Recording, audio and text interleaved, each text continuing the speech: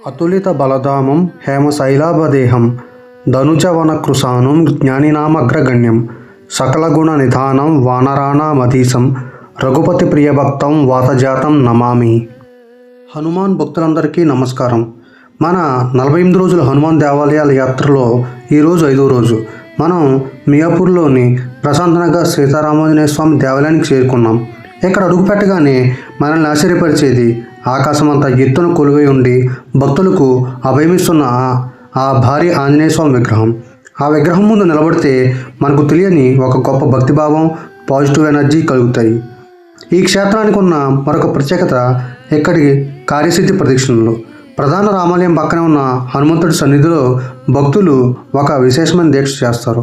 మీ మనసులో ఏదైనా కోరిక ఉన్నా లేదా మీరు తలపెట్టిన పనుల్లో ఆటంకాలు ఎదురవుతున్నా ఇక్కడ వరుసగా 11 రోజుల పాటు ప్రతిరోజు 41 ప్రదక్షిణలు చేస్తే ఆ హనుమ కృపతో కార్యసిద్ధి జరుగుతుందని భక్తుల ప్రగాఢ విశ్వాసం. అందుకే ఇక్కడ ఎప్పుడు భక్తులు ఎంతో నిష్ఠతో ప్రదక్షిణలు చేస్తూ కనిపిస్తారు. 11 రోజుల పాటు ఈ నియమాన్ని పాటిస్తే ఆంజనేయ స్వామి కరుణా కటాక్షాలు ఖచ్చితంగా లభిస్తాయని ఇక్కడికి వచ్చే భక్తులు చెబుతుంటారు. ఈ ఆలయం దాటి కాస్త దూరం ముందుకు వెళ్తే అక్కడ మనకు క్షేత్రపాలకుడైన హనుమంతుడు దర్శనమిస్తాడు. ఈ సన్నిధి ఎప్పుడూ తెరిచే ఉంటుంది.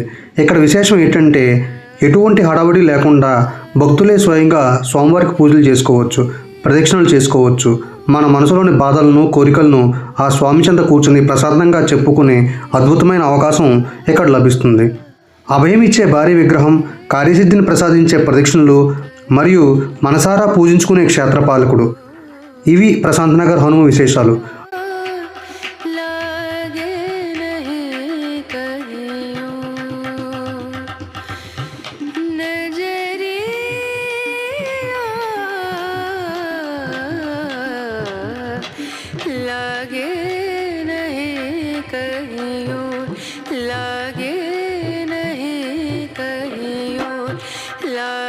लागे